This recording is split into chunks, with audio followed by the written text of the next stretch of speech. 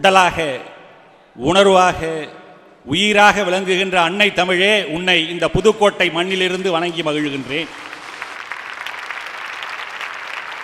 நான் அனுதினமும் வாசிக்கக்கூடிய, வாசித்து இன்புறக்கூடிய வாட்டமிலா மாணிக்க வாசகனின் வாசகத்தை கேட்டபொழுது அங்கிருந்த கீழ்சாதி பறவைகளும் வேட்டமுறும் பொல்லாத விளங்குகிற மெய்ஞான நாட்டமுறுமெடில் இங்கு நான் இன்படைதல் வியப்பல்லவே என்பார் வள்ளலார் மாணிக்க வாசகரை பற்றி. திருவாசகத்தினுடைய ஒரு சொல்லை கேட்டால் இருக்கக்கூடிய விலங்குகள், பறவைகள் கூட அதை கண்டு இன்பமடையுமாம். அப்படி இன்பமடைகின்ற போது ஆறறிவு படைத்த மனிதன் நான் எந்த அளவுக்கு இன்பமடைவேன் என்று அவர் பாடுவார். அப்படிப்பட்ட ஊனை உருக்கக்கூடிய திருவாசகத்தை தந்த மாணிக்க வாசகர் திருப்பெருந்துறையிலே கோயில் எழுப்பிய ஊர். அது இந்த மாவட்டத்திலே, புதுக்கோட்டை மாவட்டத்தில் இருக்கிறது, திருப்பெருந்துறை என்று சொல்லக்கூடிய ஆவுடையார் கோயில். பல சிறப்புகள் உள்ள இந்த மண்ணிலே இன்றைக்கு பல சான்றோர்கள் எல்லாம் எனக்கு முன்பாக வீற்றிருக்க இந்த பட்டிமன்றம் இங்கே துவங்க இருக்கின்றது. 1985 அந்த ஆண்பாவம் வரும்போது காமெடி பண்ணுவார் பாருங்க, இன்னைக்கு மறக்க முடியாது. ஒரு இடத்துல உட்காந்துருப்பாரு, அதாவது ரோட்டில் ஓரமாக மதுவு இருக்கும், இந்த மதுவுகரம்பாங்க, மதுவாங்கரையில் மதுவில் ஏறி உட்காந்துருப்பார். அப்படியே ஒரு கார்காரன் வருவான், வந்துட்டு அந்த ரோட்டில் திரும்பி போகணும், வண்டி ரிவர்ஸ் எடுக்க போகிறேன், இடிக்குதான்னு பாருப்பார் இவர். வரலாம், ரைட், வரலாம் பாரு. அவன் இடிக்குதான்னு பாரியாம்பான், வரலாம் வா அப்படின்னா பட்டாரம் இடிச்சிடும், இடிச்சிச்சிங்க அப்படிப்பாரு. நான் ரசித்த அந்த கலா ரசிகர், அதாவது ஒரு நட்சத்திரம், சினிமா நட்சத்திரம் இருக்கிறது, பேச வந்திருக்கிறார் என்றால் நான் செய்த மிகப்பெரியது ஒரு பேரு பாக்கியம். அந்த பெரிய மனசுக்கு என்னுடைய நன்றிகளை உரித்தாக்குகிறேன். இந்த பக்கம் அப்படின்னா இது அதுக்கு மேலே. அன்னைக்கு காலையில் 6 மணிக்கு, அதாவது வில்லத்தனம் காமெடித்தனம் ரெண்டும் மிக்ஸ் பண்ணி காமெடி கலந்த ஒரு வில்லனாக பரிணமித்து கொண்டிருக்கக்கூடிய ஒரு மகா கலைஞர். ஒரு முனைவர் பட்டமெல்லாம் வாங்கியிருக்கிறாரு.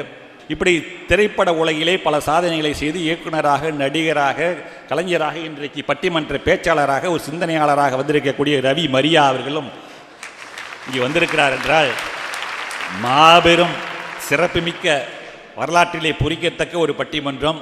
அதோட பக்கவாத்தியமா அவங்களையும் சொல்லி ஆகணும். அதாவது மெயின்னா பக்கவாத்தியமா இந்த பக்கம் ஒரு அம்மா அன்னலட்சுமி, அறிவு கலந்த ஒரு பேச்சோடு, நாவன்மையோடு சபையிலே எடுத்து தருவது என்பது ஒரு கலை, பேசுவது என்பது ஒரு கலை. அந்த பேசு கலையிலே இன்றைக்கு தமிழ்நாடெல்லாம் மிகவும் பிரபலமாகி பட்டிமன்றத்திலே இன்றைக்கு சும்மா விளாசி கொண்டிருக்கக்கூடிய திருச்சியை சேர்ந்த அன்னலட்சுமி அவர்கள். இது டப்பு பாட்டி, இந்த பக்கம் உட்காந்துருக்கிறதெல்லாம் பண பாட்டி. இதெல்லாம் எங்களுக்கு வேணாங்க, நாங்கள்லாம் நிம்மதியை தேடி அலையிறோங்க, நாங்கள் இமயமலைக்கு போகிற குரூப் அப்படின்றாங்க இவங்க. இந்த குரூப்பில் அண்ணன் இருக்கார ஆலங்குடி வெள்ளச்சாமி, அவர் சாதாரண மனுஷன் இல்லைங்க. அப்படி அவர் ஒரு பேச்சாளர், கவிஞர், அருமையாக பாடுவார். ஆலங்குடி நிம்மதிக்கு ஆதரவாக சென்னையிலிருந்து MA BEd படித்து பேச்சு கற்றல் பயிற்சி மையம் வைத்து நடத்தக்கூடிய சென்னையில் ராமாவரத்தில் தான் புரட்சி தலைவர் எம்ஜிஆர் வாழ்ந்தார் நினைக்கிறேன். அவருடைய வீடு கூட அங்கே இருக்குதுன்னு நினைக்கிறேன் இல்லையா? அந்த இடத்துலேருந்து வந்திருக்காங்க அம்மா. அதுக்கு பேசுவதற்காக அங்கே மகாசுந்தர், அவர் தமிழாசிரியர், இந்த பகுதியிலே ஒரு சிறந்த ஒரு கவிஞர், எழுத்தாளர், சிறந்த சிந்தனையாளர், பேச்சாளர், இவர்களெல்லாம் வருகை தந்திருக்கிறார்கள். ஒரு அருமையான தலைப்பு, சிரிக்க வைக்க, அதே நேரத்தில் சிந்திக்க வைக்கக்கூடிய ஒரு பட்டிமன்றம். இன்றைக்கு மனிதர்கள் இந்த நிதியை தேடி சென்று கொண்டிருக்கிறார்களா, நிம்மதியை தேடி சென்று கொண்டிருக்கிறார்களா? நிதிதான் வேணும் வாழ்க்கையில். மக்கள் இன்றைக்கு நிதியை தேடி அளந்து கொண்டிருக்கிறார்கள் என்று இந்த பக்கத்தில் இவர்கள் பேசுகிறார்கள். அல்ல, நிம்மதியை தேடியே மக்கள் அலைந்து கொண்டிருக்கிறார்கள் என்று சொல்லி, வாழ்க்கையில் நிதி இருந்தால் போதுமையா, நிம்மதி இல்லாத ஒரு வாழ்க்கை. படுத்தா தூக்கம் வருதா? வரமாட்டேங்குது. பெட்டை வாங்கி போட்டேன், 2 லட்சம் ரூபாய்க்கு பெட்டை வாங்கி போட்டேன், தூக்கம் வர மாட்டேங்குது. வாட்ச்மேன் நல்லா தூங்கிட்டு இருக்கான். வாட்ச்மேனு வெளியில் வாசலில் உட்காந்து சேரில் உட்காந்துட்டு அப்படியே தூங்குறான், தூங்கி விடுறான். நான் பார்த்துருக்கேன் நிறைய பணக்கார வீட்டில் வாட்ச்மேன் அருமையாக தூங்குவான், சேரில் உட்காந்துட்டு தூங்குவான். உள்ள பெட்டை வாங்கி போட்டு அப்படியே மூழ்கிட்டு பார்த்துட்டு இருப்பான். வாட்ச்மேன் தூங்குறதை பார்த்துட்டு அவன் அப்படி தூங்குறானே, எனக்கு தூக்கம் வர மாட்டேன், என்ன பண்ணுறது? சாப்பாடு விதவிதமாக இருக்கும், பசி இருக்காது, பசிக்க மாட்டேங்குது. அவன் பசியோடு உட்காந்துருக்கான், அவனுக்கு சாப்பாடு கிடைக்கல. இவன் சாப்பாடு இருக்குது, பசி இல்லை. எதிர்மறையான ஒன்று. வாழ்க்கையில் நிம்மதி இல்லை, எல்லாம் இருக்குது, இன்னும் நிம்மதி இல்லை. சொத்து பூரா எழுதி வச்சிடறான், ஒரு நாளைக்கு சாமியாரை தேடிட்டு ஓடுறான். நிம்மதி இல்லைன்னு நீ பல சாமியாரை தேடிட்டு ஓடிட்டு இருக்கான். அப்படி நிம்மதியை தேடி இது மாதிரி ஒரு கூட்டம் போயிட்டு இருக்கு. அதுதான் அதிகமாக இருக்குன்னு சொல்லிட்டு இந்த பக்கம் பேச வராங்க. அதாவது இன்றைய மக்கள் அதிகம் தேடி அலைவது நிதியே என்ற தலைப்பிலே உங்களிடையே வாதத்தை எடுத்து வைப்பதற்காக ஆலங்குடி வெள்ளச்சாமி அவர் வருகிறார்கள். ஆங்கில புத்தாண்டு நல்வாழ்த்துக்களை அன்போடு தெரிவித்துக் கொள்கின்றேன். நடுவர்களே, நீங்க நிம்மதின்னு ஒன்று சொல்றாங்க இல்லையா? நிம்மதியை நீங்க நிதியை நம்ம சம்பாதிச்சிடலாம். நிம்மதி நிதி இந்த ரெண்டையும் கனெக்ட் பண்ணா நிதிக்கு உள்ள 2 எழுத்தை சேர்த்தா நிம்மதி அப்படின்னு அர்த்தம். என்னன்னா, நீங்க நிதியை இடையில் பெருக்கி பெருக்கி பெருக்கி கொண்டு போனால் நிம்மதி என்பது தானாக வரும் அப்படிங்கிறதா தமிழ்ல நிதி நிம்மதி ரெண்டுக்குள்ளே சேர்த்தே வச்சிருக்காங்க. அந்த 3 பேர் உட்கார்ந்து இருக்காங்க. உண்மையில நான் ஒன்று சொல்றேங்க, நிம்மதிங்கிறது நம்ம நினைச்சாலும் வந்துடாது. ஒரே ஒரு ராங் கால் ஒரு நாள் நிம்மதியை நம்மளை இழக்க செஞ்சிடும். எனக்கு அப்படித்தான் நடந்துச்சு. ஒரு ராங் கால் ராத்திரி 11:30 மணிக்கு எனக்கு ஒரு கால் வந்துச்சு. யார் ஆம்பளைட்டு இருந்து வந்தா பொம்பளைட்டு இருந்து வந்ததா? உங்களுக்கு அதுவா பிரச்சனை இல்ல? ராங் கால்னா 11:30 மணிக்கு வருதுன்னாக்கா அதை கேட்குறேன். ஆண்கள்ட்ட இருந்து பெண்களுக்கு வந்தா பிரச்சனை, பெண்கள்ட்ட இருந்து ஆணுக்கு வந்தா பிரச்சனை. 11:30 மணிக்கு எனக்கு ஒரு கால் வந்துச்சுங்க. வந்தது ஒரு பொம்பளை பிள்ளை. நான் தூக்கத்தில் இருக்கேங்க, எழுந்திருச்சு. எப்பவுமே நான் கால் வந்தா சிரிச்சுக்கிட்டு தான் பேசுவேன். சிரிச்சுக்கிட்டு ஹலோ அப்படின்னு அந்த அம்மா குரலை கண்டுபிடிச்சு ராங் நம்பர் அப்படின்ட்டு வச்சிருச்சு. பக்கத்தில் என் மனைவிங்க. அப்போ முறைக்க ஆரம்பிச்சாலுதாங்க, யார் அவ? நான் சொன்னேன் தெரியலப்பா அப்படின்னு. தெரியாதவ எப்படி ராத்திரி 11:30 மணிக்கு உங்களுக்கு ஃபோன் பண்ணுவா? அதான்ப்பா ராங் கால் ராங்கா நீங்க ராங்கா அப்படின்னு. நான் சொன்னேன் நான் ராங் இல்லை, ரைட்டு, கால் தான் ராங்கு அப்படின்னு. அதெல்லாம் அவங்கள பார்க்கையில எங்களுக்கு தெரியும். நாங்களும் 10 வருஷமா குடும்பம் நடத்திக்கிட்டு இருக்கோம்ல. இந்த பாரு, சந்தேகம்னா இந்தா இருக்கு, வேண்டிய நம்பர்னா பதிவு பண்ணி வச்சிருப்பல சார், இந்தா இருக்கு அப்படின்னு சொன்ன பாருங்க. வேண்டிய நம்பரை பதிவு பண்றது சரி, எங்களுக்கு தெரியாதா நீங்க நம்பரை மனப்பாடம் பண்ணி வச்சிருப்பீங்க அப்படின்னு. ராத்திரி முழுக்க தூங்கலங்கண்ணா.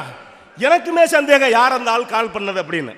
4:30 மணி சார், முழிச்சு இனிமே சுத்தப்படாது, இந்த வீட்டில் தூங்க முடியாதுன்ட்டு டீ கடை பக்கம் போகும்ட்டு கிளம்புனாங்க. அப்போ ஒரு கேள்வி கேட்டாங்க என் மனைவி. எப்பவுமே மனைவி தான் மரியாதை தான் சொல்றது. எங்க 4:30 மணிக்கு?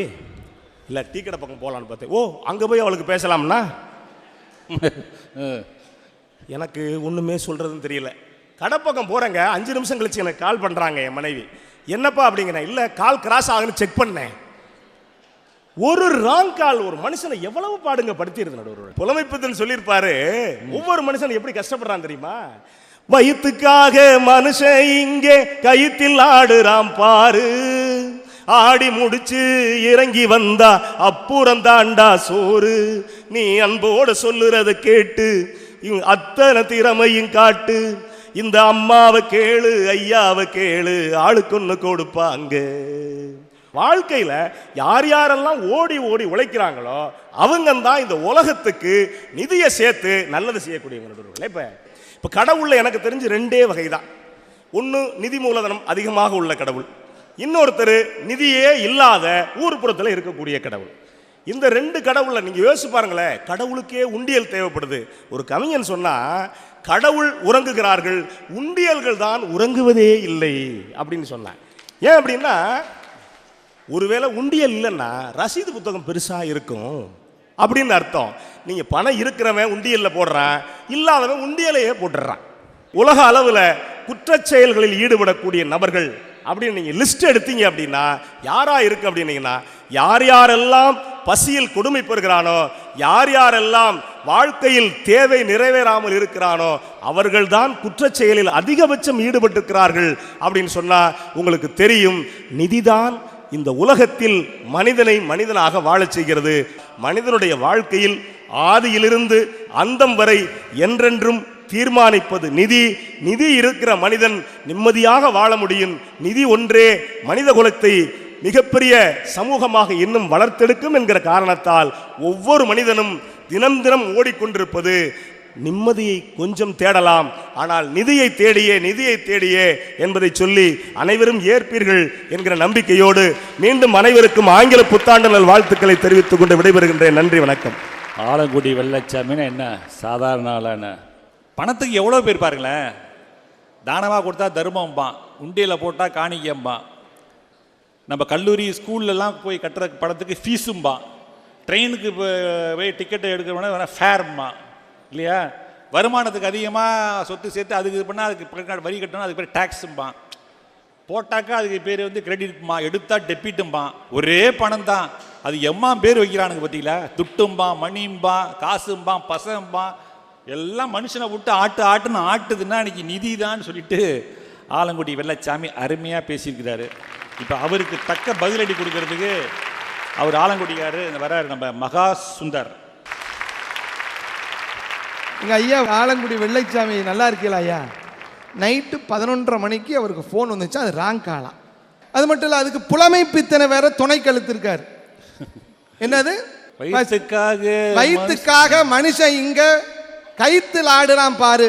அன்பு நண்பர், அன்பு சகோதரர் ஆலங்குடி வெள்ளைச்சாமி அவர்களே, அதுக்கு அடுத்த வரியை பார்த்தீங்கன்னா அதே புலமை பித்தன் நிம்மதிக்காக எழுதியிருக்கார். யார் தெரியுமா உயர்ந்தவன்? யாரு வச்சது தெரியுமா? சட்டமா மாறணும்.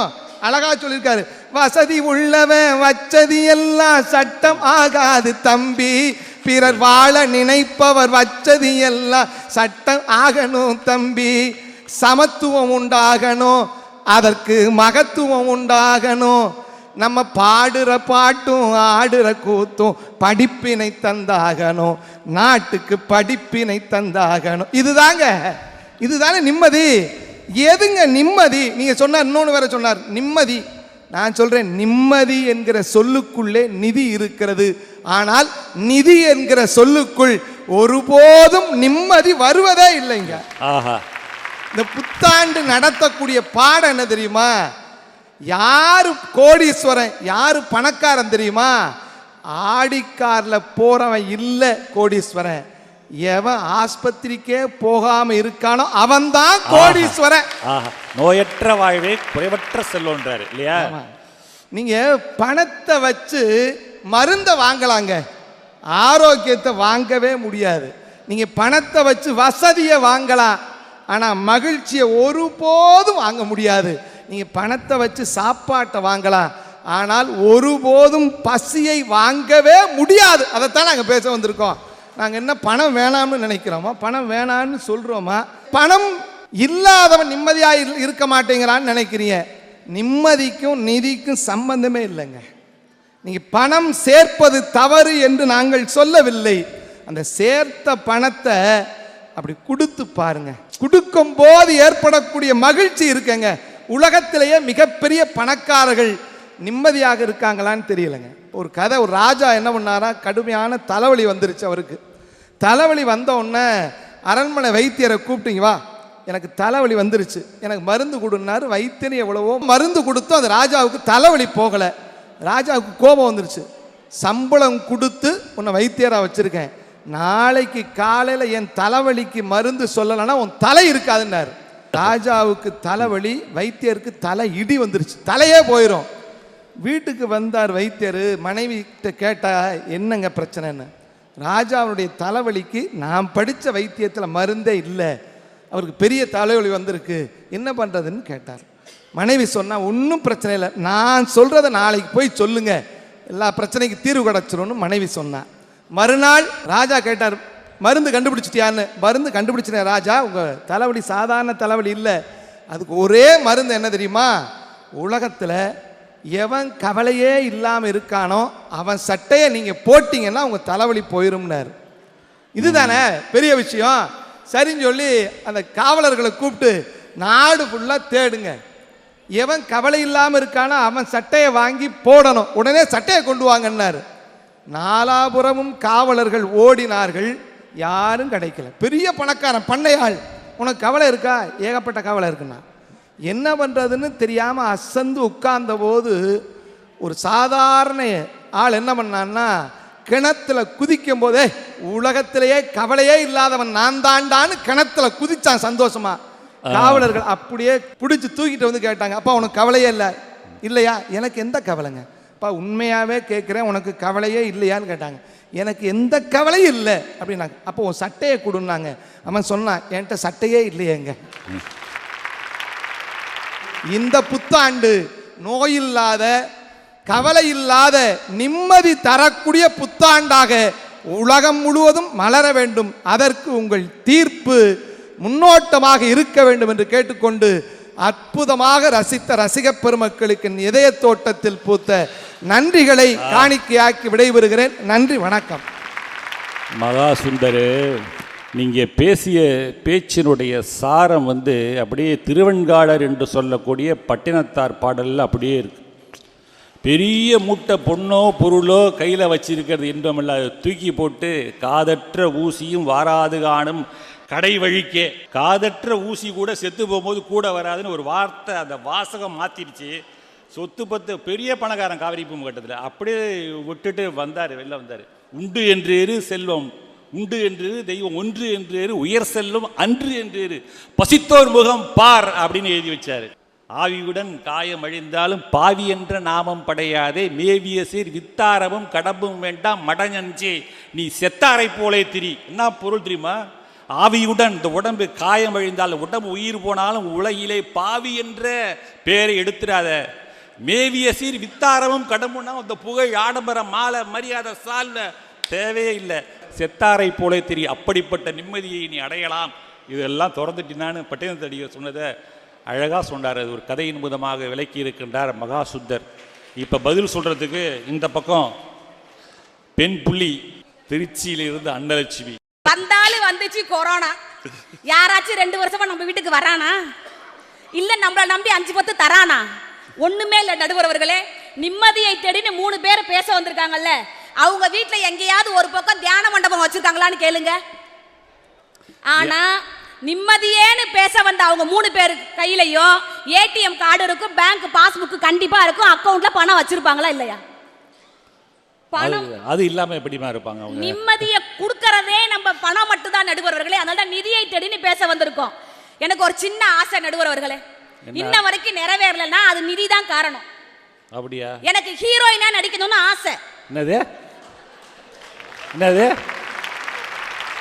எனக்கு ஹீரோயினா நடிக்கணும்னு ஆசை. ஓஹோ, ஹீரோ எதிரணிலே உட்கார்ந்திருக்காரு இவரா? நடுவர் அவர்களே, எனக்கும் நடிக்கணும்னு ஆசை, அவருக்கும் நடிக்கணும்னு ஆசை. நான் அதை நோக்கி தான் பயணம் பண்ணிக்கிட்டே இருக்கேன். ஆனா எனக்கு ப்ரொடியூசர் கிடைக்க மாட்டேங்கிறாங்க. நீங்க ஒரு படத்துக்கு ப்ரொடியூஸ் பண்ணீங்கன்னா நான் ஹீரோயினா நடிக்கிறேன், அவர் ஹீரோவா நடிப்பாரு, என்னுடைய நோக்கம் நிறைவேறணும்னா அது கண்டிப்பாக நிதியால மட்டும்தான் நடுவர் அவர்களே முடியும். நிதி மட்டும் இருந்ததுன்னா போதும். நான் ஒரு ஆள் மட்டும் படம் பார்க்க மாட்டேன் நடுவர் அவர்களே. என்கிட்ட இருக்க பணத்தை அவங்கள்ட்ட காசு கொடுத்து நீங்களே டிக்கெட் வாங்கி நீங்களே படம் பாருங்கன்னு என்கிட்ட இருக்க பணத்தை கொடுத்து அவங்கள மகிழ்ச்சியாக்க முடியும்னு சொன்னா நிதியால மட்டும்தான் நடுவர் அவர்களே முடியும். எங்க பாட்டி ஒரு பழமொழி சொல்லுவாங்க, பெருமை பீத்த கலையமா குடிக்கிறது ஓட்ட கலையமாம்பாங்க. வெள்ளையும் சொல்லையுமா 3 பேர் எதிரணியில உட்கார்ந்துருக்காங்களே. பாக்கியராஜ் சார்ட்ட போய் சார் ஒரு 10,000 பணம் கொடுங்கன்னா, எங்கம்மா இன்னைக்குன்னு பார்த்து புது சட்டையா போட்டு வந்திருக்கேன் என்கிட்ட இல்லைன்னு சொன்னா அவருக்கு மதிப்பு முதல்ல கிடைக்குங்களா? மதிப்பு கிடைக்குங்களா? அதே மாதிரிதான் புதுக்கோட்டை பஸ் ஸ்டாண்ட்ல வந்து இறங்கி ஒரு முளை பூ வாங்கலான்னு தான் வந்து இறங்கினேன். ஒரு யாசகம் கேட்பவர் வந்து என்கிட்ட சொன்னாரு, அக்கா சில்லற காசு இருந்தா கொடுங்கக்கான்னு கேட்டாரு. என்கிட்டயே சில்லற இல்லைன்னு. அப்பனா என் கூட வந்து உட்காருங்கன்ட்டாரு. கோடி கோடியா சம்பாதிக்கிறோம், லட்ச லட்சமா சம்பாதிக்கிறோம். என்னைக்காவது உங்க மனைவி உங்க காலில் உளுந்து கொடுத்துட்டு இருக்காங்களா? இது என் பொண்டாட்டியை வச்சுட்டு இந்த கேள்வி கேட்கலாமா? அதனாலதான் கேட்கிறேன். ஏமா இப்படி ஒரு தர்ம சங்கடத்தை உருவாக்குறீங்களா? ஆனா கோடி கோடியா சம்பாதிக்கிற மனுஷனுக்கு கூட அங்க மதிப்பு கிடையாது நடுவர் அவர்களே. ஆனா சம்பாதிக்கக்கூடிய பணத்தை தான் 8 சாவியை வச்சு 9வது அறையில 4வது அறைக்குள்ள வச்சு 2 லட்சத்தை பூட்டி வச்சு கூடவே ஒரு குபேர பொம்மையை வச்சு எப்பா எப்பா ஐயப்பா கண்ணில காசை காட்டப்பா எதிரணி தலையெழுத்த மாத்தப்பா அப்படின்னு வெள்ளிக்கிழமை செவ்வாய்க்கிழமை எல்லாரும் பூஜை பண்றோம்னா அது கண்டிப்பா நிதிக்காக மட்டும்தான் தவிர நிம்மதிக்காக இல்லவே நடுவர் அவர்களே. 5 வருஷத்துக்கு ஒரு முறை நிதி அமைச்சர்னு ஒருத்தரை தேர்ந்தெடுக்கிறமே, எங்கேயாவது நிம்மதி அமைச்சர்னு தேர்ந்தெடுத்திருக்கோமா? இது நல்ல கேள்வியா இருக்கு. ஏமா எப்படிமா இப்படிலாம் யோசனை பண்றீங்க? இப்ப சொல்றேன் பாருங்க. அடுத்தது இன்னும் எனக்கு பணத்தை அள்ளி அள்ளி கொடுப்பீங்க பாருங்க நான் பேசுற கருத்துக்காக. நடுவர் அவர்களே, வயசான வழுக்கை எல்லாத்துக்கும் தானா உழுவதான் செய்யும். தலையில ஒண்ணுமே இல்லைன்னா கிளார் அடிக்கும், லைஃப்ல ஒய்ஃப் இல்லைன்னா போர் அடிக்குன்னு எதிரணிக்கு தெரியும். வயசானா உழுவுற வழுக்கைக்கு கூட நம்மளால பேர் எப்படி தெரியுமா வச்சிருக்கான்? பண வழுக்கை. சாப்பிட முடியாத சாப்பிட்டுட்டு தொப்பை வளர்ந்துச்சுன்னா தொப்பன்னா சொல்றீங்க? பணத்தொந்தி. பணத்தொந்தி அது ஒரு காதோர நரைச்ச முடி சிவாஜி கணேசன் சாருக்கு மாதிரி வந்துச்சுன்னா நரைச்ச முடி நான் சொல்றீங்க? பண நர. சொல்றோமா இல்லையா? நடுவர்களே, பூஜைக்கு வைக்கிற லட்டு, பொண்ணுங்க கட்டுற பட்டு, நெத்தில வைக்கிற பொட்டு, சாப்பிடுற தட்டுக்கு அத்தனைக்கு தேவை துட்டு. அதனாலதான் சொன்னா காலேஜுக்கும் மேரேஜுக்கும் காசு வேணும், கட்டையில போகும்போதும் காசு வேணும், கல்லூரிக்கு போகும்போதும் காசு வேணும்.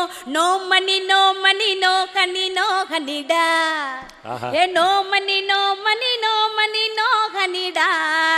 கையில நிதி இருந்தால் மட்டும்தான் நிம்மதியே இருக்கு. வருமானம் என்ற சொல்லில் கூட வருமானம் இருந்தால் மட்டும்தான் ஒரு மனிதனுக்கு மானம், வெகுமானம், பகுமானம் அத்தனை மானமும் வந்து சேருதுன்னு சொன்னா நிதியால மட்டும்தான். எல்லாரும் மகிழ்ச்சியாங்க இருக்கிறாங்க. எல்லா மக்களும் 3 மாசமா நினைச்சது என்ன தெரியுமா? நம்ம நாட்டுல 3 மாசமா கனமழை பெஞ்சதுக்கு பதிலா பணமழையா பெஞ்சிருக்க கூடாதுன்னு எல்லாரும் ஏங்கிட்டு உட்கார்ந்துருக்கோம். எங்கள் அணியை சார்ந்த 3 பேருக்குமே மணிக்காக பேசிதான் பழக்கமே தவிர, மணிக்காகத்தான் பேசி பழக்கமே தவிர மணிக்கணக்காக பேசி பழக்கமில்லை என்று கூறி விடைபெறுகிறேன். நன்றி, வணக்கம், ஜெய்ஹிந்த். வருமானம் இருந்தாதான் வெகுமானம் அப்படின்னாங்க. இந்த பெண்மணிக்கு பதில் சொல்ல இந்த கண்மணி வராங்க. நடுவர் அவர்களே, கேள்வியோடு என் பேச்சு தொடங்க. இங்கே வந்திருக்காங்களே புதுக்கோட்டை மக்கள், இது எங்களின் புதுக்கோட்டை. இந்த புதுக்கோட்டை மக்கள் உங்கள் ஓட்டுக்காகவும் துட்டுக்காகவும் வந்த கூட்டமா? இல்லை, தானா சேர்ந்த கூட்டம், நிம்மதிக்காகவும் மகிழ்ச்சிக்காகவும் இங்கே கூடிய கூட்டம் என்பதை மறந்து விடாது. தலைப்பே புரியல அந்த 2 பேருக்கு. நாங்கள் பணம் வேணாம், பணம் சம்பாதிக்க மாட்டோம், நாங்கள் துறவியா போயிடுறோம் அப்படிலாம் பேசல. வாழ்க்கையில் பணம் சம்பாதிப்பது வேண்டும், ஆனால் பணமே பிரதானம் இல்லை என்பதுதான் எங்கள் அணியினுடைய நோக்கம். எதுக்கு சார் ஓடுறோம்? வந்து கேட்டாங்கல்ல, கொரோனால காசு இல்லை, விருந்தாளி இல்லை, அது இல்லை, இது இல்லை. நான் உங்கள் எல்லாரையும் ஒன்னேன்னு கேட்குறேங்க. ஆட்டோ ஓட்டுநர்கள் இருப்பீங்க இங்கே, இல்லை பார்த்துருப்பீங்க, உங்கள் நண்பர்கள் இருப்பாங்க. அவங்களுக்கு வருமானமே கிடையாது. கொரோனா லாக்டவுனில் பெட்ரோல் போட, அவன் வீட்டுக்கு தேவைக்கு ஆட்டோ ஓட்டுறதுக்கு பெட்ரோல் போடுறதுக்கு கூட வழி கிடையாது. ஆனால் அந்த ஆட்டோ ஓட்டுநர்கள் சேர்ந்து என்ன தெரியுமா பண்ணாங்க? ஆக்சிஜன் சப்ளை பண்ணாங்க கொரோனா நோயாளிகளுக்கு. நினைத்து பாருங்க, அவன்கிட்ட எந்த காசு இருந்தது? இப்போ கேட்குறேன், எப்போ நீங்கள் செத்து போயிட்டா உங்கள் குடும்பத்தை யார் பார்க்கறது? இப்போ கேட்டான், நான் ஆட்டோ வச்சுருக்கேன், எனக்கு வழி இல்லை, ஒருவேளை 4 உசுரை காப்பாற்ற முடியலாம், நான்லாம் ஆட்டோ ஓட்டி என்னமா பிரயோஜனம்னு கேட்குறேன். இராணுவ பணியாளர்களுக்கு கூட துப்பாக்கி சூட்டில் தான் மரணம் காத்துகின்றது. ஆட்டோ ஓட்டுநர்கள் ஆக்சிஜன் கொடுத்த போது அதே ஆக்சிஜனில் அவனுக்கு மரணம் காத்திருந்தது. தெரிந்தும் நிம்மதிக்காக போராடினான் அல்லவா? அதுதான் வாழ்க்கையின் அர்த்தம் என்பதை புரிந்து கொள்ளுங்கள். எதுக்குங்க சம்பாதிக்கிறோம்? நான் பட்ட கஷ்டம் என் பிள்ளை படக்கூடாது. என் தகப்பன் ஒரு சொந்த வீடு இல்லாமல் வாடகை வீட்டில் தெரு தெருவா வீட்டை மாற்றி மாற்றி வாழ்ந்த வாழ்க்கை என் பிள்ளை வாழ்ந்துடக்கூடாது. என் தங்கச்சிக்கு கல்யாணம் பண்ணணும் தன்னுடைய இளமையை அடமானம் வைத்துக் கொண்டு வெளிநாடுகளில் இருக்கான அவன் பணத்துக்கு ஓடுறான்னு நினைக்கிறீங்களா நீங்கள்லாம்?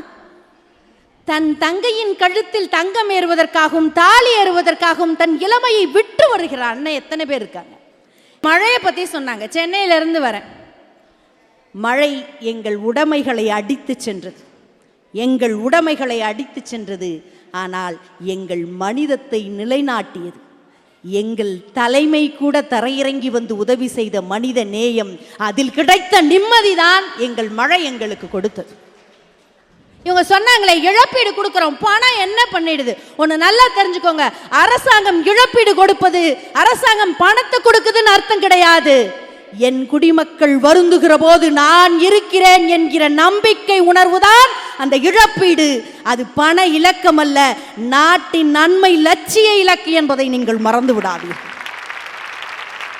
சின்ன சின்ன அன்பில்தானே ஜீவன் இங்கே இருக்கு. பட்டாம்பூச்சி கூட்டத்துக்கு பட்டா எதுக்கு? பாசம் மட்டும் போதும், காசு பணம் என்னத்துக்கு என்று சொல்லி இந்த புதுக்கோட்டை மண்ணிலே இந்த இலக்கிய கோட்டையில் நின்று பேசுகிறேன். இன்று வருகிற இந்த புத்தாண்டு உலக வாழ் மக்கள் அனைவருக்கும் நிம்மதியை தரட்டும் என்று பாலிமர் தொலைக்காட்சியின் வாயிலாக உங்கள் அனைவருக்கும் புத்தாண்டு நல்வாழ்த்துக்களை சொல்லி விடைபெறுகிறேன். நன்றி, வணக்கம்.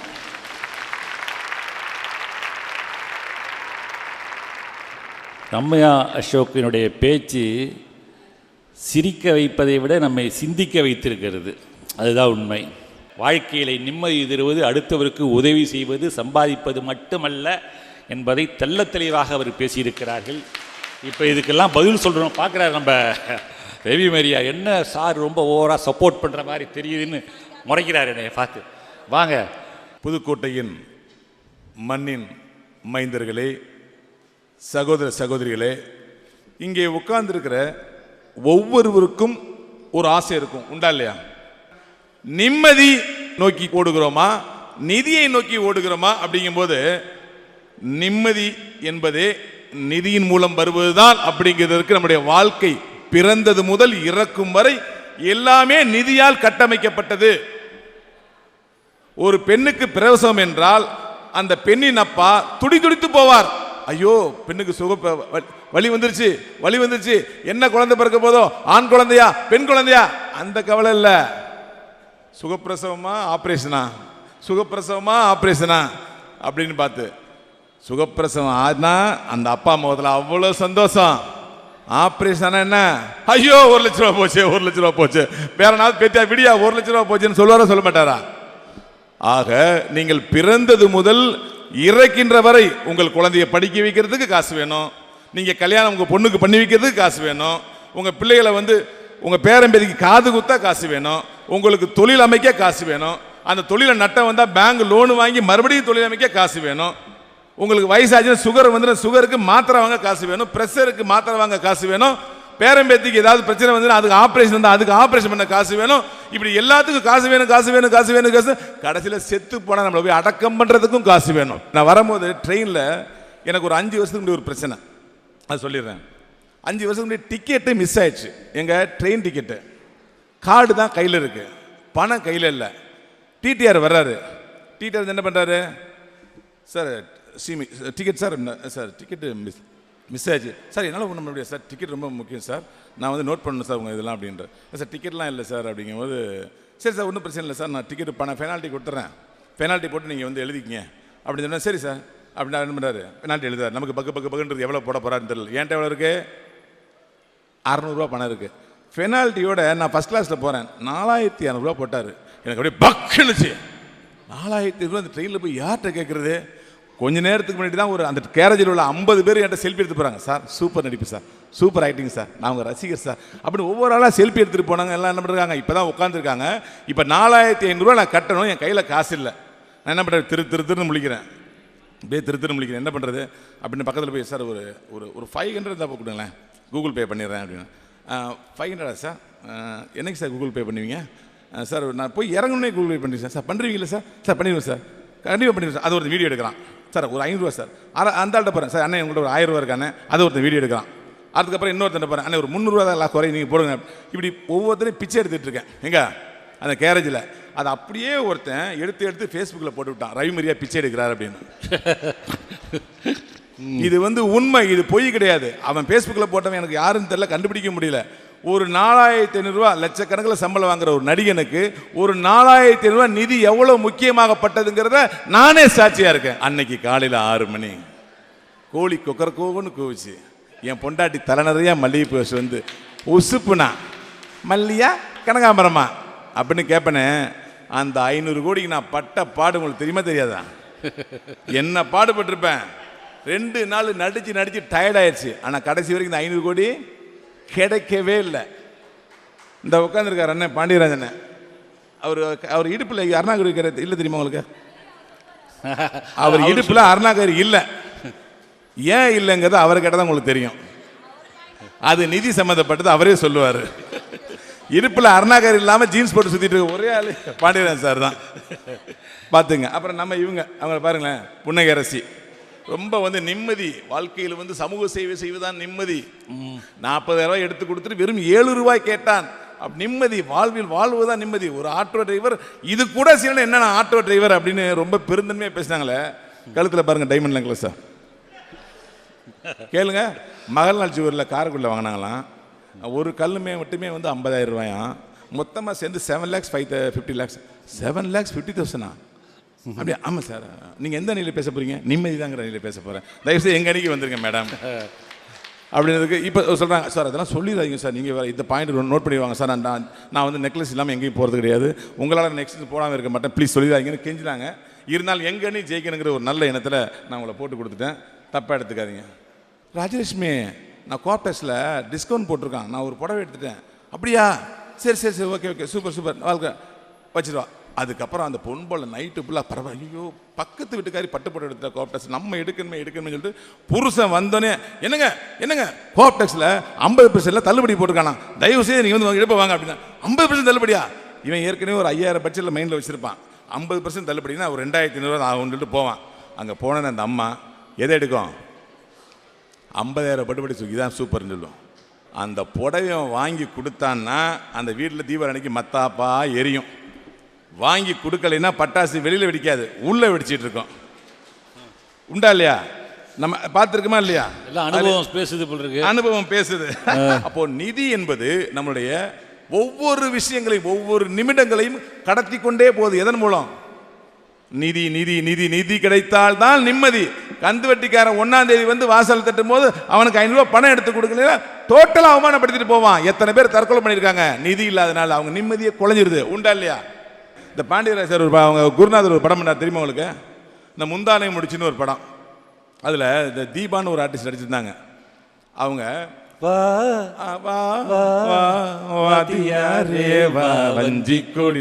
அதில் அந்த அம்மா படிக்காத ஏழை மக்களுக்கு ஆனா போட கற்றுக் கொடுப்பாங்க. என்ன சொல்லணும்? ஆனா முடிஞ்சு போச்சு. ஆனால் இவர் சொன்ன சீனா அது. அதில் நிறைய பேர் ஆனா போடுவாங்க. பார்த்தீங்கன்னா சீனா அது.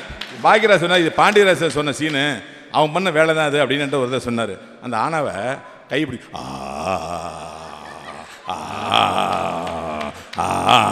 ஆன்னு ஒரு ஆனாவுக்கு இவ்வளோ ஆனா போட்டிங்களே, அது எவ்வளோ நிதியை கரெக்ட் பண்ணி தெரியுமா?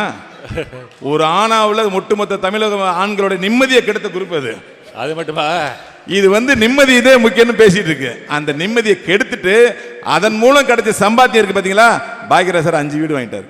தமிழக மக்களின் ஒட்டுமொத்த மக்களின் நிம்மதியை கெடுத்துட்டு நிதியை சம்பாதிச்ச குரூப் நிம்மதி தான் முக்கியம் சொல்லிட்டு பேச உட்காந்துருக்கு. பார்த்துக்குங்க. நம்ம சமூகம் பணத்தை மதிப்பிட்டே மனத்தை வைத்தே நிம்மதி அடைகிறது, பணத்தை வைத்தே சமூக அந்தஸ்து கிடைக்கிறது. அப்படி சமூக அந்தஸ்து கிடைப்பதற்கு நிம்மதி தேவையில்லை, நிதிதான் தேவை, நிதிதான் தேவை, நிதிதான் தேவை என்று சொல்லி புதுக்கோட்டை மக்கள் அனைவருக்கும் என்னுடைய மனமார்ந்த நன்றிகளை தெரிவித்துக் கொண்டு வாய்ப்புக்கு நன்றி கூறி விடைபெறுகிறேன். நன்றி, வணக்கம்.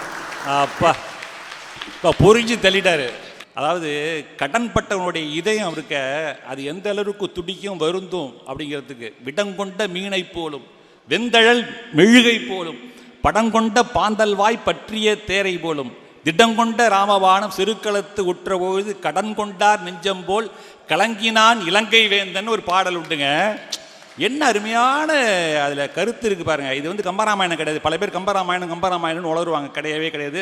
கம்பராமாயணத்தில் எங்கேயும் இந்த பாட்டு கிடையாது. 10,000 பாட்டில் காழி அருணாச்சல கவிராயருடைய பாடல் அது பாருங்க. விடம் கொண்ட மீனை போல, ஒரு விஷத்தை மீன் உண்டு விட்டால் உயிருக்கு போராடும், துடிக்கும் சாகிற வரையில். விடம் கொண்ட மீனை போல் வெந்தழல் மெழுகை போல அப்படின்னா நெருப்புக்கு பக்கத்தில் இருக்கக்கூடிய மெழுகு எப்படி உருகுது, அந்த மாதிரியான துன்பம். வெந்தழல் மெழுகை போல படங்கொண்ட பாந்தல் வாயினா, படங்கொண்ட பாந்தல்னா பாம்பு, பற்றிய தேரை போல. பாம்பு வந்து தேரையை முழுங்குதுன்னா பாதி முழுங்கிட்டு பாதி வெளியில் இருக்கும்போது 2 கால் வெளியில் துடிக்கும் பாருங்க. துடிக்கும், கொஞ்சம் கொஞ்சமாக துடிக்கும். அல்லப்புக்குன்னு கொஞ்சம் கொஞ்சமாக உள்ளே முழுங்கிட்டு இருக்குன்னு பார்த்துருப்பீங்க நீங்கள். அந்த அனிமல் சேனல்லாம் பார்த்தீங்கன்னா, ஜியோகிராஃபிக் சேனல்லாம் பார்த்தீங்கன்னா அது பாம்பு எப்படி முழுங்குது. படங்கொண்ட பாந்தல் வாய் பற்றிய தேரை போல திடங்கொண்ட ராமபாணம் சிறுக்களத்து உற்றபொழுது கடன் கொண்டார் நெஞ்சம் போல. யார்? ராவணன். இலங்கை வேந்தன் கலங்கினானா.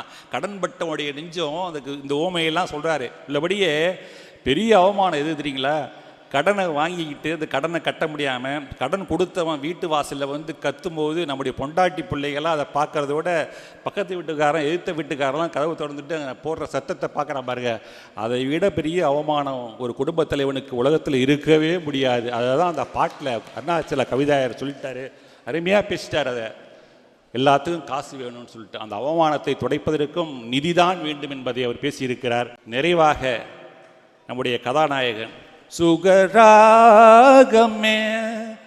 என் சுகபோகம் நீயே கண்ணே கலைமானே கதை பேச வருவாயோ. அந்த பாட்டு ரொம்ப பிடிக்குங்க. மலேசியா வாசிதான் சிஎஸ்சிய குரலில் அதை கன்னிராசி படத்தில் அந்த படத்தை 4 தடவை பார்த்தேன் நான். செவ்வாய் தோஷத்தை வச்சு நான் ரேவதியோடைய ரசிகன் கூட. அது சொல்கிறதுல ஒன்றும் பெரிய வெக்கப்பட வேண்டிய அவசியம் இல்லை. அருமையாக அந்த படத்தில் பிரபு ரேவதி நடிச்சிருப்பாங்க. அந்த பாட்டு எனக்கு ரொம்ப பிடிக்கும். ஜனகராஜோடைய ஆக்ஷன் ரொம்ப பிடிக்கும். வாங்க. எல்லோருக்கும் வணக்கம். எல்லாத்தை விட எவ்வளோ நேரம் ஆனாலும் சரி இந்த தமிழையும் இந்த நகைச்சுவையும் இந்த பேச்சையும் ரசித்து நல்லா மனநிறைவோடு போகணுன்ட்டு இவ்வளோ நேரம் ஆர்ப்பாட்டம் இல்லாமல் அமைதியாக உட்கார்ந்துருக்க இந்த புதுக்கோட்டை ரசிகர்களுக்கு முதல்ல வணக்கம். விழாவுக்கு வந்தவுடனே முதல்ல பார்க்குறது அரங்கம் நிறைஞ்சிச்சான்னு பார்ப்போம். சினிமாக்காரனா நான் சொல்கிறேன், எங்களுக்கு என்ன வெற்றினா என்ன, ஹவுஸ்ஃபுல். படம் வெற்றி அடிச்சிச்சுன்னா ஹவுஸ்ஃபுல் போர்டு வச்சிட்டாங்கன்னா வெற்றி. இன்றைக்கி இந்த அரங்கம் ஹவுஸ்ஃபுல்லாக இருக்குது. அதுக்கு உங்களுடைய ரசிப்புத்தன்மை தான் மிகப்பெரிய காரணம். உள்ள வேறு வேலை வெட்டியே இல்லையானா எல்லாம் இருக்கும். அவங்கவுங்களுக்கு பிரச்சனைங்க. ஒருத்தருக்கெலாம் கூப்பிட்டு கேட்டால் உங்களுக்கு என்ன பிரச்சனை, உங்களுக்கு என்ன பிரச்சனைனா, சார் என் பிரச்சனைன்னு சொல்லணும்னா நான் ஹோட்டலில் ரூம் போட்டு அழுகலாம் சார், அவ்வளோ ஒரு பிரச்சனை இருக்குது. அதையெல்லாம் தூக்கி வச்சுட்டு இந்த நம்பி இந்த நடுவர் அற்புதமாக ஒரு டீமை கூட்டு வருவார், அற்புதமாக இதை வழி நடத்துவார். அந்த நம்பி வந்தவுடனே நான் அவரை சந்திச்சிலேருந்தே பார்க்குறேன். அவர் என் ரசிகன்னு சொல்கிறாரு. நான் 4 மணிலேருந்து அவர் ரசிகன் ஆகிட்டேன். இது எப்படி இருக்கு? அது எல்லாத்த விட சொல்கிறாங்க, மனைவியை முன்ரோவில் உட்கார வச்சுட்டு ஒரு நடுவராக இருந்து பேசுறாருன்னா இந்த தைரியம் எல்லாருக்கும் வராதுங்க. போருக்கு போகும்போது பொண்டாட்டியை கூட்டு போகலாமா? போருக்கெல்லாம் இது. அந்த பக்கம் ஒரு பார்ட்டி பேசுவாங்க, இந்த பக்கம் பேசுவாங்க. ஆனால் அங்கேயும் பொண்டாட்டியை கூட்டு வரேன்னா அது அவருடைய அந்த குடும்ப பாங்கு. மக்கள் தலைவர் எம்ஜிஆர் அவர்கள் திரு ராதாகிருஷ்ணன் அவர்களை பார்க்க போயிருக்கார். டாக்டர் ராதாகிருஷ்ணனை பார்க்குறதுக்கு நாளைக்கு காலைல 10 மணிக்கு அப்பாயின்மெண்ட்டுன்னு. 10 மணிக்கு அப்பாயின்மெண்ட்டுன்னொன்னே அவர் ரொம்ப பங்க்சுவாலிட்டியாக பார்க்கணுன்னு அவர் கூட ஒரு அசிஸ்டண்ட்டு கூட்டு போயிறார். எம்ஜிஆர் அவர்கள் கூட்டு போய் ராதாகிருஷ்ணன் பெல் அடிச்சு எம்ஜிஆர் வந்திருக்காரா பாரு அப்படின்னா கரெக்டாக எம்ஜிஆர் இருக்கார். உள்ளே வந்தோடனே, mister MGR, you are maintaining punctuality, you have nice personality, you have ability, you have capacity, you have பாப்புலாரிட்டினார். அவர் சொன்னோடனே சந்தோஷமாக இருந்தா. இந்த 6 டீ இருந்தால் வருங்காலத்தில் நீங்கள் பெரிய தலைவராகிடுவீங்க. நேரம் எம்ஜிஆர் அவர்கிட்ட பேசிட்டு அப்புறம் வெளியே வந்தாராம். வந்து அந்த கூட அந்த உதவியாளர் கேட்டாராம், அண்ணே உங்களுக்கு 6 டீ இருக்கானே, அதனால் நீங்கள் பெரிய ஆளாகிடுங்க. முக்கியமான ஒரு டீயை விட்டார் அவர். என்னென்ன? பொண்டாட்டி. பொண்டாட்டின்னு கரெக்டாக இருந்தால் தான் இந்த மேடையில் இந்த கைத்தட்டல் இந்த வார்த்தை ஜாலம் அதை நடத்த முடியும். அதான் நீங்கள் மனைவி ரெடின்னு ஒரு படம் எடுத்தீங்களா, நடிச்சிருக்கீங்களா? மனைவி ரெடி. மனைவி ரெடியும் பண்ணியிருக்கேன், மனைவிக்கு மரியாதையும் கொடுத்துருக்கேன். ரைட்டு. எனக்கு நகை போடுற பழக்கம் கிடையாது. ஆரம்ப காலத்தில் பார்த்தா இல்லை, போடல. அதுக்கப்புறம் நகை போடுறதுக்கு வசதி வாய்ப்பு வந்த பிறகும் நான் போடலை. ஏன்னா போட்டால் பார்ப்பான், ஒரு நாள் காணாமல் போயிடுச்சுன்னு வச்சுங்க, எங்கே போச்சுன்னு கேட்பான். இது எதுக்கு, போடாமே விட்டுருவோம் அப்படி இருந்தேன். அது ஃபாலோ பண்ணுறேன். கல்யாணம் ஆன உடனே என் ஒய்ஃபு எதாவது நகை போடுங்கண்ணா, இல்லை பழக்கமே இல்லைன்னு. அவள் திடீர்னு எனக்கு ஒரு சர்ப்ரைஸ் மாதிரி தங்கத்தில் அரணா கயிறு கொண்டு, மற்றவங்களாம் பார்க்கக்கூடாதுன்னு மோதிரம் போட மாட்டேன், செயின் போட மாட்டேன், அரணா கயிறு போட்டுக்கோ அப்படின்ட்டு அரணா கயிறு தங்கத்தில் கட்டி விட்டா சரி அப்படி போட்டுருந்தேன். என்ன பிரச்சனைனா, நான் எங்கே போனாலும் டிஸ்கஷன் படுத்தோம், தூங்குவேன், வருவேன், என் இஷ்டம் போல் இருப்பேன். இந்த கருமத்தை கட்டுறதுலேருந்து பேண்ட்டு போட்டோமா ஜட்டி போட்டோமான்னு கூட தெரியல.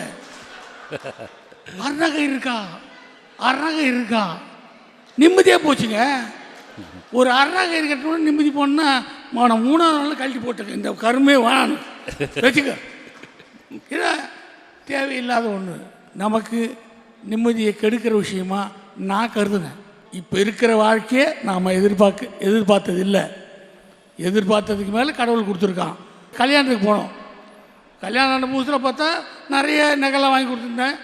ஒரு 100-150 சவரம் போட்டிருப்பா. அப்புறம் பார்த்தா அதுக்கப்புறம் கொஞ்சம் காசு கம்மியாக போச்சு, நகை கம்மியாக வச்சு. ஒரு கல்யாணத்துக்கு போகணுமா, நான் வரலைங்க, நீங்கள் போய்ட்டு வாங்கன்னு. ஏன் இல்லை, போட்டுக்க, நகை எதுவும் இல்லை அப்படி. நகைலாம் இல்லை. நான் ஒன்று ஒரு 5000 ரூபா கையில் எடுத்து கொடுத்து போய் நகை மாற்றினேன். 5000 என்ன வாங்குறது, அரை பவுன் வரும் அப்படின்னா. நேராக இந்த கில்ட்டு நகை விற்குவான். பாண்டி பஜாரில் நிறையா கடை இருக்குது, நாங்கள் சினிமாக்கெல்லாம் வாங்குறது. உனக்கு என்னென்ன நகைலாம் ஆசையோ அதெல்லாம் போட்டு வா அப்படின்னா. நாங்கள் கில்ட்டு பித்தளை நகை போட்டு வந்தேன் அப்படின்னா, நீ போட்டு வா, யாராவது இது கில்ட்டு நகைன்னு சொன்னாங்கன்னா நான் பாண்டியராஜன் பேரே மாற்றிக்கிறேன். ஏன்னா பாண்டியராஜன் பொண்டாட்டி போட்டிருந்தா அது தங்கமாக தான் நினைப்பாங்க. அண்ணா தங்கமான மனசு உங்களுக்கு. அதனால் மக்களே நமக்கு மரியாதை கொடுக்கும்போது நம்ம எதுக்கு அதை விட்டுருவானே. நேற்று நான் காரில் வரும்போது என் முன்னாடி ஒரு லாரி போகுது. அந்த லாரியில் ஜல்லி ஏற்றிட்டு போகிறாங்க, கருங்கல் ஒட்டி ஜல்லி. அது மேலே ஒரு ஆள் காய்ச்சி துண்டு மாதிரி ஒரு துண்டை போட்டு படுத்துருக்கான். அந்த ஆள் நல்ல வெயில் அடிக்குது, அதில் படுத்துட்டு கொட்டை விட்டு நல்லா தூங்கி ஆடி இருக்கான். நம்ம ஏசி வண்டி எல்லாம் இருந்ததில்ல, எப்போ வரும் வண்டி ஓட்டுறேன், ஏன்டா குளிக்க ஓட்டுற, ஸ்பீடு பிரேக் இருந்தால் புடி, மெதுவாக புடி, இதெல்லாம் தொல்லை, எதில் போனலாம். ஆனால் அவனுக்கு இருக்கிற நிம்மதி நமக்கு இல்லை. நிம்மதி நாம் கேட்டால் கிடைக்கிறதில்ல. ஆனால் காசை தேடி சுற்றினீங்கன்னா காசு கிடச்சிடும். நிம்மதி அதுவாக அமையணும். அது அமையும் போது தான் வரும். ஒரு வீட்டில் ஒரு பொண்ணு இருந்து அதுக்கு காலகாலத்தில் கல்யாணம் பண்ணுற ஒரு தகப்பன் அந்த பொண்ணு கழுத்தில் தாலி ஏறும் போது அந்த ஆனந்த கண்ணீர் விடுறான் பாருங்க, அதை விட ஒரு நிம்மதியே கிடையாது. ஆஹா, ஆனால் அதுக்கும் துட்டு வேணுமே. தாலி வந்து தங்கத்தில் பண்ணி தானே ஆகணும். மஞ்சள் கூட கட்டலாமே, மஞ்சள் கூட கட்டலாமே. ரைட் ரைட்டு, கல்யாணம் முடிக்கிறாங்க. இப்போ சொன்னீங்களே சரியான பாயிண்ட்டு. இந்த விழா வெற்றி அமைந்ததுக்கு நீங்கள்லாம் பொறுமையாக தான் காரணம். நன்றி, வணக்கம். பாவேந்தன் பாரதிதாசன் மிகப்பெரிய கவிஞர். கொலைவாளினை எடடாமுக்கு குடியோர் செயல் அறவே குகைவாழ் ஒரு புலியே உயர் குணமேவிய தமிழா அப்படிலாம் எழுதுனா. எவ்வளோ பெரிய கவிஞர். எனக்கெல்லாம் இன்னைக்கு தமிழ் உணர்ச்சியை ஊட்டி விட்டான் என்றால், அந்த இனமான உணர்வை தூண்டி விட்டான் என்றால் இது பாவேந்தன் பாரதிதாசன். ஆனால் வறுமையிலே வாடியார் அவர். அவருடைய முதல் பெண் சரஸ்வதினு பேர். அதனுடைய திருமணத்துக்கு பத்திரிகை அனுப்புகிறாரு. கலைவாணர் NS கிருஷ்ணனுக்கு அனுப்புகிறாராம். அனுப்பிச்சிட்டு சுருக்கவே எழுதுறாராம், நான் பத்திரிக்கை அனுப்பிச்சேன்னு நீ வந்து விடாத, நீ பத்திரிக்கை அனுப்பிச்சேன்னு நீ வந்துட்டினா உன்னை பார்க்கறதுக்கு கூட்டம் கல்யாணத்துக்கு நிறைய பேர் வருவான், என்னால் மேனேஜ் பண்ண முடியாது, அவ்வளோ பேருக்கு என்னால் சாப்பாடு போட முடியாது, அந்த அளவுக்கு நான் பொருளாதாரத்தில் ரொம்ப வீக்காக இருக்கேன், ஏழ்மையாக இருக்கேன்னு சொல்லிட்டு பாவேந்தன் பாரதிதாசன். ஆனால் அவருடைய நூலை தான் பின்னாளில் கலைஞர் 8 லட்சம் ரூபாய் கொடுத்து 1990 நாட்டுடைமையாக்கினார். அது செய்தி. அப்போ பணம் இருந்தால்தான் பெருமையாக மட்டுமல்ல, ஒரு நமக்கு தேவையானதை கூட நிறைவாக செய்து கொள்ள முடியும். அதாவது பணக்காரன் துன்பத்தில் வாழ்கிறான், கஷ்டத்தில் வாழவில்லை. ஏழை என்பவன் கஷ்டத்தில் வாழ்கிறான், துன்பத்தில் வாழவில்லை. இதை பாருங்க, இங்கே கஷ்டத்துக்கும் துன்பத்துக்கும் வித்தியாசம் உண்டு. கஷ்டம் என்பது பற்றாக்குறை, ஏழையிடம் இருப்பது பற்றாக்குறை தான். ஆனால் நிவர்த்தி பண்ணிடலாம், அவன் பரவாயில்ல. ஆனால் இந்த உணர்வு, துன்பம் என்பது ஒரு உணர்வு, அந்த துன்ப உணர்வோடையே பணக்காரன் வாழ்ந்து கொண்டிருக்கிறான். இன்னொரு விஷயம், இதை நான் ஒரு புன்மொழியாகவே சொல்ல ஆசைப்படுறேன். காலையில் எழுந்திருக்கும் போது கடன் இல்லாத வாழ்க்கையும், இரவு படுக்கின்ற பொழுது கவலை இல்லாத வாழ்க்கையும் எவன் வாழ்கிறானோ அவன் தாங்க பெரிய நிம்மதியான ஆள். எண்ணிக்கை என்பது பெரிதல்ல, எண்ணம் தான் பெரிது. நீ எத்தனை கார் வச்சிருக்கிற, 4 கார் வச்சிருக்கிறியா, 5 பைக் வச்சிருக்கிறியா, அது அல்ல பெருமை. நீ எப்படி மகிழ்ச்சியாக வாழ்ந்து கொண்டிருக்கிறாய், அதுதாங்க பெருமை. பணத்தால் எல்லாம் பண்ண முடியாதுங்க. பாடுபட்டு பணத்தை சேர்த்து வைக்கும் கேடுகட்ட மானிடரே கீழங்கள் கூடிவிட்டு ஆவிதான் போயின பின்னர் பாவியால் யாரே அனுபவிப்பார் அந்த பணம். இந்த பணத்தை ஒரு லெவலுக்கு மேலே சேர்த்து என்ன ஆக போகுது? யார் எடுத்துகிட்டு போகிறாங்க? நம்மளா எடுத்துகிட்டு போவோம். போகும்போது என்னங்க எடுத்துகிட்டு போவோமா? கொண்டு போகும்போது எதாவது எடுத்துகிட்டு போவோமா? ஒன்றுமே எடுத்துகிட்டு போகிறதில்ல. கட்டி எழும் மனைவியும் பெண்டீரும் காலத்தச்சன் வெட்டி முறிக்கும் மரம் போல சரீரத்தை வீழ்த்தி விட்டால் கொட்டி முழைக்கி அழுவார், மயானத்திற்கு அப்பால் எட்டி அடி வைப்பாரோ இறைவா கச்சியகம்மனே. பொண்டாட்டி புள்ள சொத்து பத்து பந்தம் எல்லாம் போயிடுச்சு. சுடுகாட்டுக்கு போகும்போது தனியாக தான் போகணும். அதனால் செல்லும் தேத்து உருவினை தேடுமின்னு பாடலாம். யார் தெரியுமா? சிலப்பதிகாரத்தில் இளங்கோவடிகள். நீ போகும்போதியா மல்லல் மா ஞாலத்து வாழ்வீர், நீங்கள் செல்லும் பொழுது புண்ணியத்தை தேடிக்கொண்டு செல்லுங்கள் என்று இளங்கோவடிகள் எழுதுகிறார். அதுதான் அந்த புண்ணியத்தை தேடிக்கொண்டு செல்கிறான் பாருங்க. அவன் வாழக்கூடிய வாழ்க்கை தான் நிம்மதியான வாழ்க்கை. வெறும் பணத்தை வைத்துக் கொண்டு வாழ்வது என்பது நிம்மதியான வாழ்க்கை கிடையாது. இன்றைக்கு மனிதர்கள் பணக்காரன் முதல் ஏழை வரை நிதியை நோக்கி சொல்லுவதை விட நிம்மதி, நீங்களும் நானும் தாங்க, நானும் தான், இங்கே இருக்கக்கூடிய எல்லாரும் நிம்மதி வேண்டும் என்றுதான் அலைகிறார்கள் என்ற தீர்ப்பை சொல்லி உங்களிடமிருந்து விடைபெறுகிறேன். நன்றி, வணக்கம்.